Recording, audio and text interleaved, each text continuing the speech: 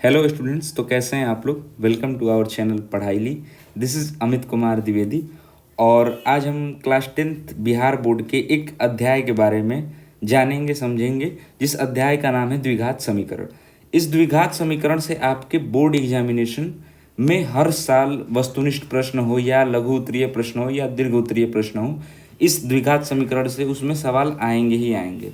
और देखा जाए तो अक्सर हर साल ही आते हैं, चाहे वो वस्तुनिष्ठ हो या लघु उत्तरीय हो या दीर्घ उत्तरीय, तीनों में ही देखते हैं कि अक्सर ये द्विघात समीकरण के सवाल रहेंगे। तो आइए इस चैप्टर को हम लोग अच्छे से समझेंगे और सवाल को कैसे करना है वो भी सीखेंगे आज हम लोग, ठीक है। तो चलिए आगे बढ़ते हैं। ये अब लिखा हुआ है आपके सामने ax² + bx + c = 0। आप लोग समझेंगे कि ये क्या है, क्यों है, कैसे है। तो इस बात को भी हम लोग समझेंगे जो कि आगे हमको समझना है, ठीक है। तो शुरू करते हैं इस सेशन को। पहले जान जाए कि इस पाठ्यक्रम को हम लोग कैसे पढ़ने वाले हैं। तो इस अध्याय को हम लोगों ने मुख्य रूप से 5 भागों में बांटे हैं। 5 भाग में बांट के इसको एक एक टॉपिक पे आराम से हम लोग पढ़ेंगे और उस टॉपिक्स पे क्वेश्चंस भी करेंगे ताकि आपका कॉन्सेप्ट बिल्कुल क्लियर हो जाए, ठीक है। पहला जो टॉपिक होगा वो होगा अपना द्विघात समीकरण का परिचय, इंट्रोडक्शन, कि होता क्या है द्विघात समीकरण, समझेंगे कैसे कि द्विघात समीकरण क्या है, कौन सा व्यंजक द्विघात समीकरण ही बनाएगा, ठीक है। तो उसको समझेंगे। फिर दूसरे नंबर पे अपने गुणनखंड विधि द्वारा सॉल्यूशन निकालेंगे, सॉल्यूशन बाय फैक्टराइजेशन। किसी भी द्विघात समीकरण का जो हल होगा वो गुणनखंड विधि द्वारा कैसे निकालेंगे, इस बात को समझेंगे। फिर तीसरी बात को जानेंगे कि पूर्ण वर्ग बनाने की विधि, जो कंप्लीटिंग द स्क्वायर बनाने का मेथड होता है किसी भी द्विघात समीकरण में, वो कैसे होगा उसको सीखेंगे। फिर चौथी बात हम जानेंगे द्विघातीय सूत्र या सिद्धाचार्य का नियम, जिसको बोलते हैं। सिद्धाचार्य का नियम लगा के हम किसी भी द्विघात समीकरण के हल को निकालते हैं, ठीक है। फिर हम लोग पांचवी बात जानेंगे कि मूलों की प्रकृति क्या होती है, नेचर ऑफ रूट्स। जैसे कि मूल जो है, मूल क्या है, वास्तविक है, काल्पनिक है, कि 0 से बड़ा है या फिर 0 से छोटा है, ठीक है। तो इस बात को हम लोग समझेंगे। तो चलिए शुरू करते हैं इस अध्याय को हम लोग। तो अब बात करते हैं द्विघात बहुपद। ये द्विघात बहुपद होता क्या है, आप द्विघात बहुपद को पहचानेंगे कैसे, ठीक है। तो द्विघात बहुपद पहचानना बहुत ही आसान है, ठीक है। अगर कोई भी व्यंजक आपको ax² + bx + c के फॉर्म में दिखता है तो आप उसे क्या समझेंगे कि ये क्या है, द्विघात बहुपद है, ठीक है। जब भी आपको ऐसा व्यंजक दिख जाए, इस फॉर्मेट में दिख जाए, तो आपको क्या समझना है कि ये क्या है, द्विघात बहुपद है। जहाँ a, b और c क्या है, a और b और c जो हैं कोएफिशिएंट्स हैं, जिसको हम लोग अचर राशि भी कह सकते हैं। और ये कैसे होंगे, रियल होंगे, वास्तविक होंगे, ठीक है। और इस बात को हम ऊपर यहाँ लिखा भी है, तो मैं आपको एक ओवरऑल समझा देता हूँ, ठीक है। और द्विघात बहुपद पहचानने का एक सबसे आसान और बेहतरीन तरीका क्या है कि आपको जो भी व्यंजक दिया हो उसमें आपको देखना है कि x की मैक्सिमम घात क्या है, x की मैक्सिमम पावर क्या है, ठीक है। तो जब भी x का मैक्सिमम पावर 2 आएगा, क्या आएगा, 2 आएगा। मैं थोड़ा सा कलर चेंज कर लेता हूँ, येलो कर लेता हूँ, ठीक है। जब भी x की मैक्सिमम पावर कितनी आए, 2 आए, मैक्सिमम घात कितनी आनी चाहिए, 2 आए, तो वो क्या होगा, द्विघात बहुपद कहलाएगा, ठीक है। तो सबसे आसान तरीका क्या है कि जब भी आपको किसी भी व्यंजक में x की मैक्सिमम घात क्या क्या देखना है, किसी भी व्यंजक में x की अधिकतम घात या x की मैक्सिमम घात कितनी होनी चाहिए, 2 होनी चाहिए, ठीक है। x की अधिकतम घात कितनी होनी चाहिए, 2, ठीक है। तो हम उसको क्या समझेंगे, द्विघात बहुपद। और इन सभी बातों को यहाँ ऊपर लिखा गया है, आप एक बार मैं आपके लिए पढ़ देता हूँ, ठीक है। आप भी इसको नोट्स में रख लेंगे और इसी पे अपना पूरा चैप्टर टिका हुआ है, ठीक है। तो द्विघात बहुपद क्या होता है, यहाँ लिखा हुआ है, मैं पढ़ देता हूँ आपके लिए। ax² + bx के रूप वाला कोई भी व्यंजक, जहाँ a b c क्या है, रियल नंबर्स हैं, और a जो है वो नॉन जीरो है, ठीक है। a क्या है, नॉन जीरो है। अभी हम बताएं आपको कि ax² + bx के + c के रूप में कोई भी व्यंजक दिखे तो वो क्या कहलाएगा, द्विघात बहुपद कहलाएगा, ठीक है। और a b c आपको पता है कि क्या है, कोएफिशिएंट्स है, ठीक है। और x जो है वेरिएबल है। और एक बात जो छूट गया है अपने से, वो क्या है कि द्विघात बहुपद को हम लोग कभी भी, अगर मान लीजिए इसी व्यंजक को मुझे लिखना है, तो इस व्यंजक को हम लोग सूचित कैसे करेंगे, संकेत इसका क्या होगा, तो वो होता है इस फॉर्मेट में हम इस किसी भी बहुपद को सूचित करते हैं, पी एक्स के फॉर्म में, क्यू एक्स के फॉर्म में, मतलब आप जो भी लिख लो। यहाँ लिखा है आर एक्स, अपना नाम भी लिख के अगर एक्स ब्रैकेट में लगा दिए तो वो भी एक सूचित करने का तरीका ही हुआ। तो उसी बात को यहाँ लिखा गया है कि जो संकेत होता है इसे सामान्यतः पी एक्स, क्यू एक्स या आर एक्स द्वारा दर्शाया जाता है। मतलब बुक्स में आपको पी एक्स और क्यू एक्स ही मैक्सिमम दिखेंगे, ठीक है। और जो मुख्य शर्त है जो मैंने अभी आपको बताया कि द्विघात समीकरण होने के लिए मैक्सिमम घात कितनी होनी चाहिए, यानी कि जो यहाँ लिखा है अधिकतम घात कितना होना चाहिए, वो होना चाहिए 2। तो जब भी अधिकतम घात 2 होगा तो उसको हम क्या समझेंगे, द्विघात बहुपद समझेंगे। तो ये अपना हुआ द्विघात बहुपद, ठीक है। तो अब बात करते हैं शून्य कि शून्य क्या होता है। किसी भी द्विघात समीकरण में शून्य का अर्थ क्या होता है, ठीक है। तो आपको पता है कि द्विघात समीकरण क्या होता है, उसका स्टैंडर्ड फॉर्म क्या होता है, तो वो होता है a x square plus b x plus c. तो शून्य या इसका यहाँ पे इस द्विघात समीकरण में शून्य क्या होता है वो समझते हैं थोड़ा। जब x का वैल्यू हम इस इक्वेशन में कोई भी x का वैल्यू, जो वैल्यू x रखने, x का जो वैल्यू यहाँ रखने से इस पूरे इक्वेशन को क्या कर रहा हो, जीरो बना रहा हो, तो वो उसका क्या कहलाएगा, शून्य कहलाएगा।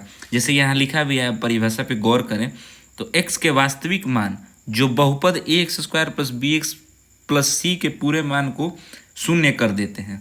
मतलब कि जो x का वैल्यू रखे इस हम इक्वेशन में, तो वो क्या कर देना चाहिए, शून्य बना देना चाहिए, जीरो के इक्वल हो जाना चाहिए। जैसे उदाहरण के तौर पे यहाँ लिखा भी है x square minus P 5x plus 4। तो यहाँ पे जब हम इस इक्वेशन में x का वैल्यू जब हम 1 रख रहे हैं तो इस पूरे इक्वेशन को क्या कर दे रहा है, 1 जीरो बना दे रहा है जब हम x का वैल्यू 1 पुट कर रहे हैं। तो ठीक उसी प्रकार x का वैल्यू जब हम 4 पुट कर रहे हैं तो इस पूरे इक्वेशन को क्या बना दे रहा है, जीरो बना दे रहा है। तो यही क्या हो गया कि यहाँ 2 शून्यक हो गए। किसी भी द्विघात समीकरण के कितने शून्यक होते हैं, ये बात हमेशा याद रखिएगा, 2, ठीक है। क्योंकि मैक्सिमम घात यहाँ कितना है, 2, इसीलिए नंबर ऑफ जीरोज भी कितने होंगे, 2 ही होंगे। तो इस बात को याद रखिएगा कि नंबर ऑफ जीरोज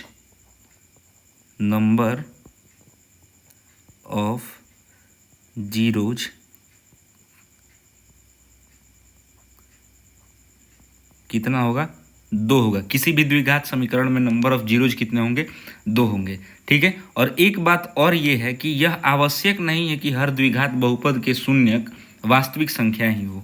मतलब हर बार ये पॉसिबल नहीं है। जैसे यहाँ पे शून्य क्या है, रियल नंबर है, एक 1 आ गया, एक 4 आ गया, तो ये ऐसा हर बार नहीं होगा। हो सकता है कि शून्यक जो हो काल्पनिक हो, तो इसके लिए काल्पनिक शून्यक निकालने का अलग तरीका है, सिद्धाचार्य के नियम से निकाल सकते हैं हम लोग, गुणनखंड विधि के द्वारा निकालेंगे तो उसका भी शून्यक निकलता है, ठीक है। तो ये बात को याद रखिए कि हर बार जो शून्यक होगा वास्तविक संख्या ही हो, ऐसा जरूरी नहीं है, ठीक है। तो ये बात हुआ शून्यक का द्विघात समीकरण में, ठीक है। तो अब बात करते हैं द्विघात समीकरण। तब से हम पीछे सुनते आ रहे हैं कि द्विघात समीकरण, द्विघात समीकरण। तो द्विघात समीकरण और द्विघात बहुपद दोनों अलग अलग चीज़ें हैं। द्विघात समीकरण किसको कहते हैं, जरा ये समझिएगा। पहले तो आप द्विघात समीकरण जानने से पहले द्विघात बहुपद किसको कहते हैं वो समझे। आपको तब से बताया जा रहा है कि द्विघात बहुपद का जो स्टैंडर्ड फॉर्म होता है वो क्या होता है, a x square plus b x plus c, ठीक है। और हम इसको समझे थे कि इसको संकेत के रूप में हम इसको क्या लिख सकते हैं, पी एक्स, क्यू एक्स, कुछ भी लिख सकते हैं, ठीक है। तो ये पी एक्स इक्वल हो गया, पी एक्स को क्या लिखें, पी एक्स मतलब द्विघात बहुपद। तो a x square plus b x plus c, ये क्या है, एक द्विघात बहुपद है, ये द्विघात बहुपद है। और जब इस द्विघात बहुपद को हम जीरो के इक्वल कर दें, किसके इक्वल, जीरो के इक्वल, तो ये क्या बन जाएगा, अब द्विघात समीकरण बन जाएगा। यानी कि जब हम पी एक्स को किसके इक्वल कर दे रहे हैं, जीरो को, किसी भी द्विघात बहुपद को जब हम जीरो के बराबर कर देते हैं तो वो क्या बन जाता है, अपना द्विघात समीकरण बन जाता है। क्या बन जाता है, बहुपद से क्या बन जाता है, समीकरण बन जाता है, ठीक है। तो जब भी हम किसी द्विघात बहुपद को जीरो के बराबर करते हैं तो वो क्या हो जाता है, द्विघात समीकरण हो जाता है, ठीक है। तो अब तब से आपको पता था कि a x square plus b x plus c क्या है, द्विघात बहुपद है।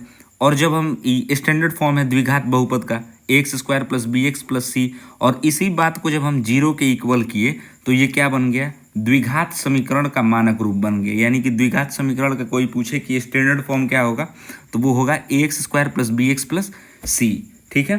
तो अब जब समीकरण बना है तो इसका कुछ ना कुछ हल निकलेगा। अब इस समीकरण का कुछ ना कुछ हल होगा, यानी कि x के दो मान होंगे, x के दो मूल होंगे। तो अब बात करते हैं मूल किसको कहते हैं। तो समीकरण को हल करने पर प्राप्त x मानों के समीकरण को क्या कहा जाता है, मूल।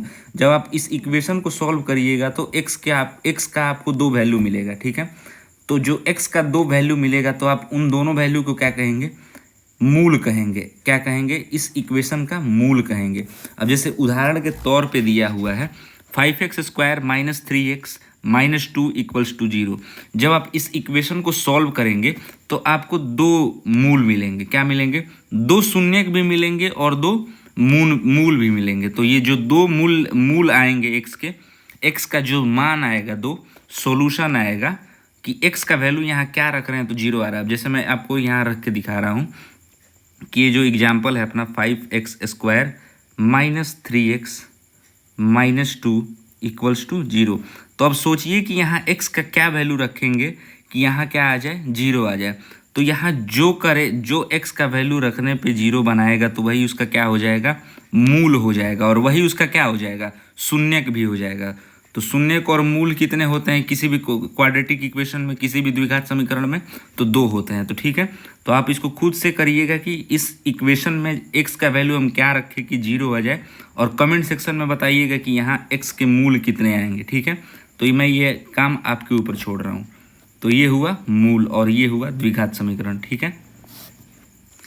इतना सारा थियरी पढ़ने के बाद, इतना सारा द्विघात समीकरण क्या होता है, द्विघात बहुपद क्या होता है, मूल क्या होता है, शून्य क्या होता है, इन सब बातों को समझने के बाद हम आइए कुछ क्वेश्चंस करते हैं। तो आपके सामने एक क्वेश्चन है कि जब भी आपके सामने कोई भी बहुपद दिया हो तो आप उसको पता कैसे लगाएंगे कि द्विघात समीकरण है या नहीं।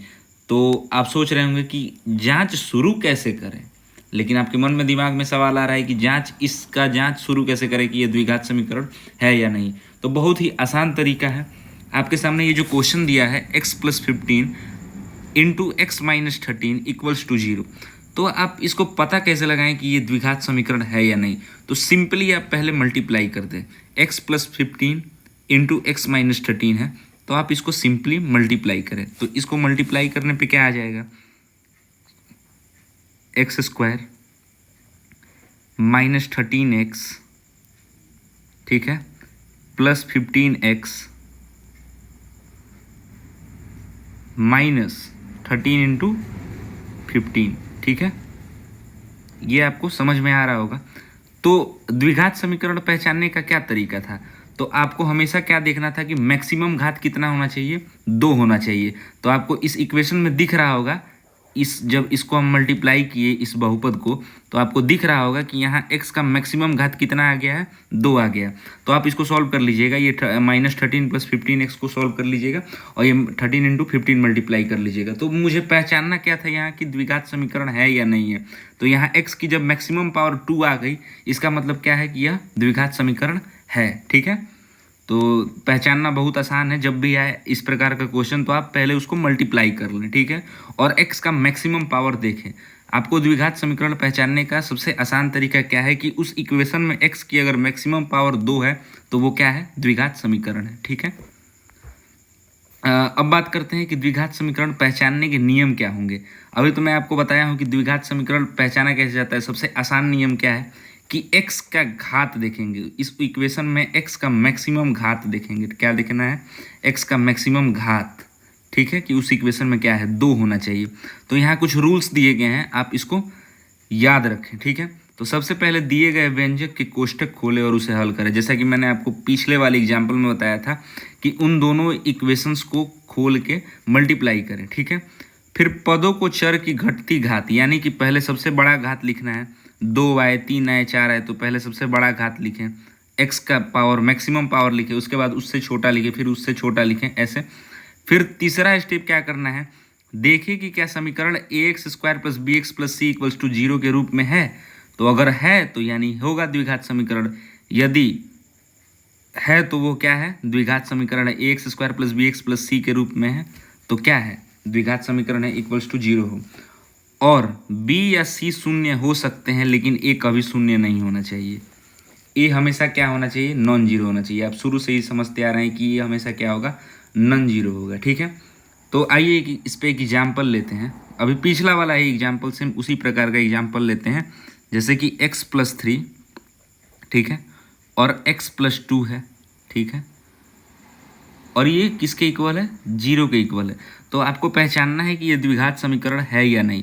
तो सबसे पहले क्या करना है, कोष्टक को खोलना है और उसको हल करना है। ठीक है, तो आप सीधे, मैं यहाँ सीधे मल्टीप्लाई करके लिख देता हूँ। तो ये क्या हो जाएगा, x² + 2x हो जाएगा। ठीक है, फिर +3x हो गया, फिर +3 × 2 कितना हो जाएगा, 6 हो जाएगा। ये किसके इक्वल आ गया, जीरो के। फिर यहाँ क्या हो जाएगा, x² हो गया प्लस 2x + 3x कितना हो गया, 5x हो गया, प्लस क्या आ गया, 6 आ गया, इक्वल्स टू कितना हो गया, जीरो हो गया। तो आप देख रहे हैं कि ये स्टैंडर्ड फॉर्म में आ चुका है, ax² + bx + c के फॉर्म में आया है। और यहाँ a जो है वो जीरो नहीं है, यहाँ a कितना है, 1 है। तो ये एक क्या हो गया, अपना द्विघात समीकरण हो गया। ठीक है, तो ऐसे हम पहचानते हैं कि द्विघात समीकरण है या नहीं है। ठीक है, x के मैक्सिमम घात को देख के। और उसका स्टैंडर्ड फॉर्म क्या होता है द्विघात समीकरण का, तो ax² + bx + c = जीरो के फॉर्म में है। किसके फॉर्म में होना चाहिए हमेशा, ax² + bx + c किसके इक्वल होना चाहिए, जीरो के इक्वल।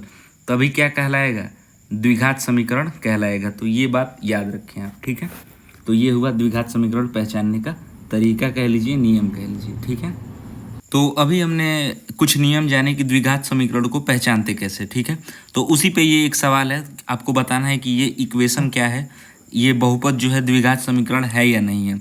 तो द्विघात समीकरण का जो मानक रूप होता है वो आपको पता है ये कि क्या होता है, ax² + bx + c = किसके होना चाहिए, जीरो के होना चाहिए। तो ये क्या बनाएगा, द्विघात समीकरण बनाएगा। ठीक है, तो आपको पीछे ही कुछ नियम बताए गए हैं कि x + 15 और x - 13 है, तो दोनों ब्रैकेट को ओपन करके इन दोनों को मल्टीप्लाई करें तो क्या हो जाएगा, x² - 13x + 15x - 13 × 15। ठीक है, तो आपको ये खुद से सॉल्व करना है और मुझे कमेंट सेशन में इसका आंसर बताना है कि ये द्विघात समीकरण है या नहीं है। ठीक है, उसी नियम को फॉलो करके आपको चेक करना है और बहुत ही आसान है। तो सारे बच्चे कमेंट सेशन में इसका जो आंसर जरूर करेंगे ये है या नहीं है। ठीक है, तो आगे बढ़ते हैं नेक्स्ट क्वेश्चन की तरफ।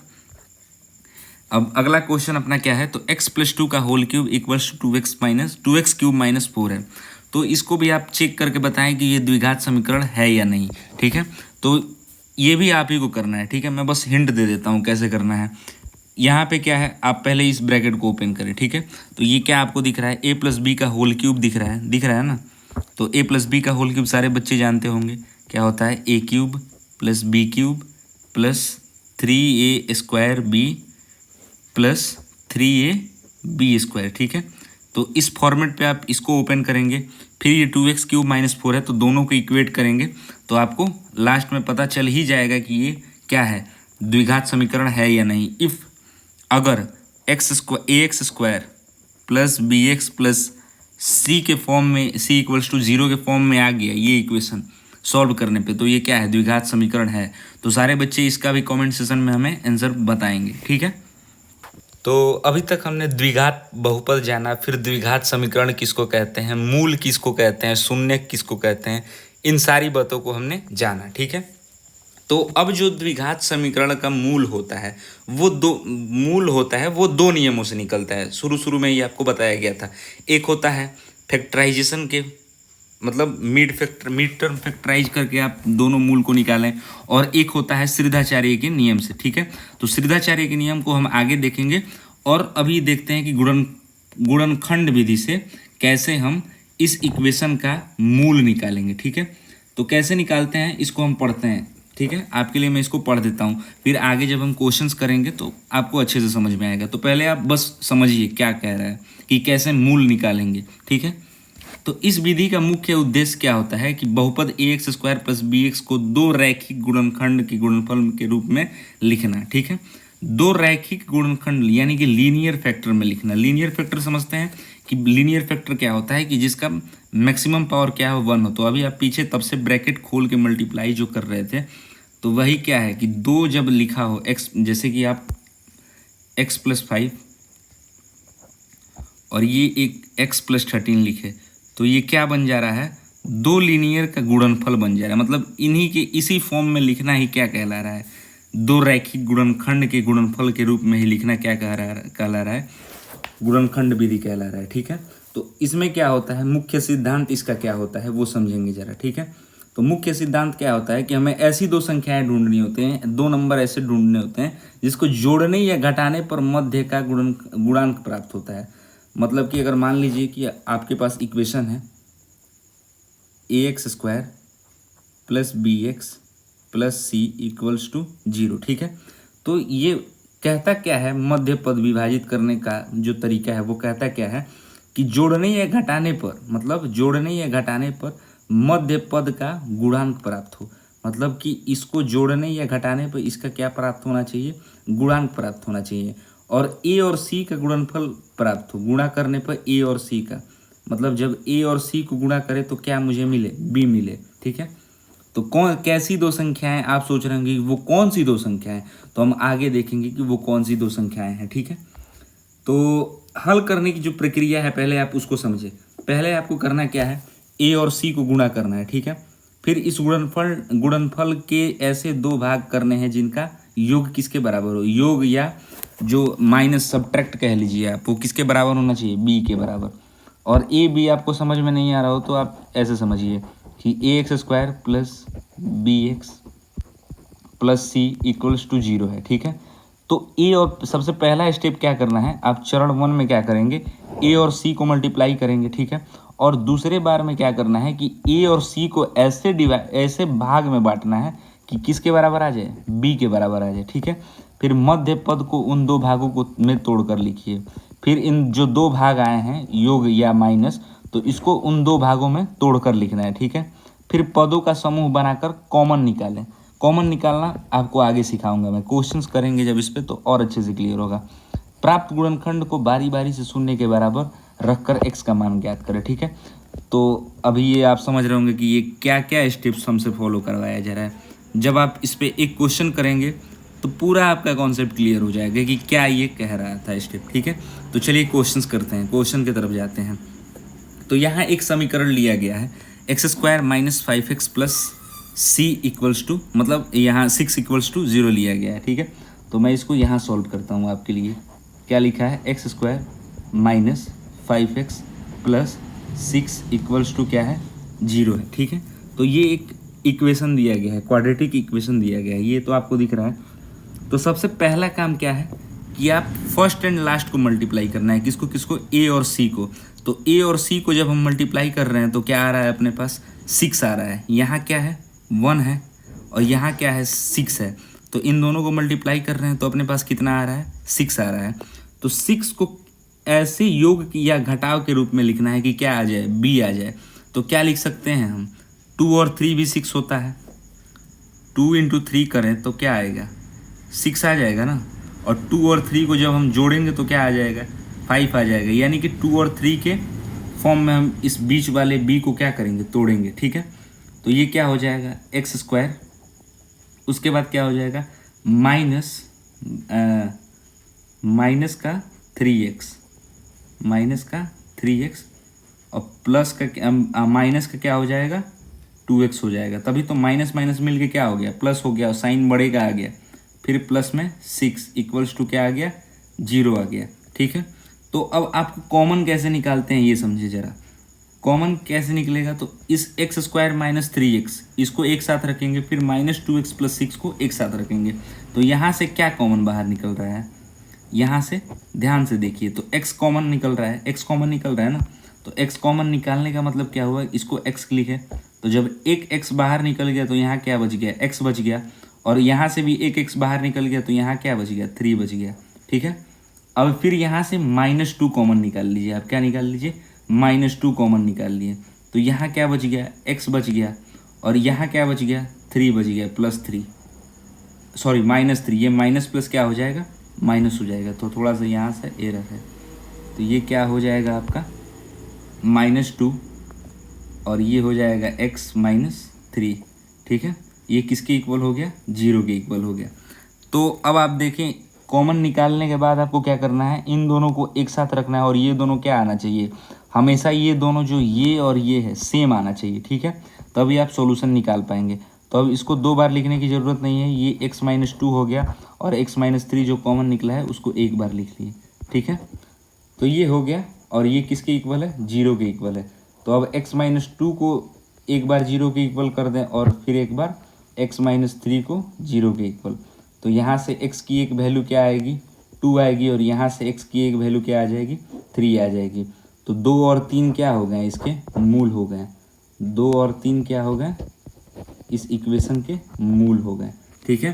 तो ऐसे निकलता है गुणनखंड विधि, ठीक है। तो आप इसको एक बार अपने से भी ट्राई करेंगे, वीडियो को 2 बार देखें, नहीं समझ में आ रहा है तो आपको ये क्रिस्टल क्लियर समझ में आ जाएगा।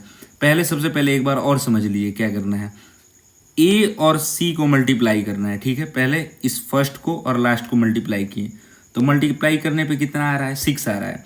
अब 6 को ऐसे तोड़ना है कि 5 आ जाए, मतलब उसको जोड़ने या घटाने पे क्या आ जाए, 5 आ जाए। तो मैं यहाँ आपके लिए लिखा भी हूँ कि 2 और 3 के फॉर्म में जब लिखेंगे तो 2 और 3 कितना होता है, 5 होता है, और 2 इंटू 3 कितना होता है, 6 होता है। तो ऐसा फॉर्मेट बनना चाहिए, तो आप उसी फॉर्मेट में तोड़े। x² और माइनस का साइन का हमेशा ध्यान रखें, यहाँ पे -3x और -2x करने पे ही क्या आना चाहिए, -5x आएगा, ठीक है। अब कुछ बच्चे +3x कर दें या +2x कर दे तो वैसे नहीं होगा, यहाँ साइन का विशेष ध्यान रखना है।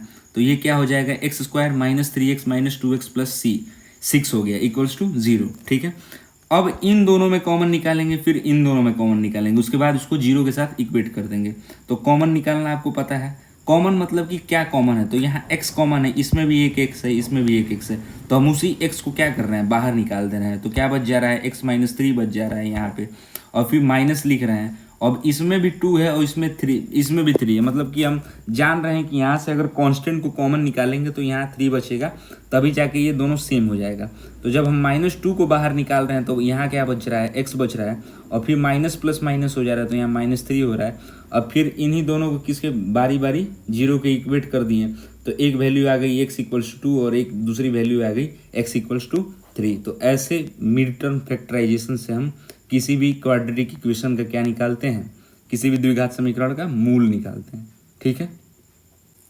मैंने आपके लिए एक और सवाल रखा है ताकि आपको और अच्छे से समझ में आए कि मध्य गुणनखंड विधि से द्विघात समीकरण का सॉल्यूशन निकल कैसे रहा है, इसका मूल निकलेगा कैसे, ठीक है।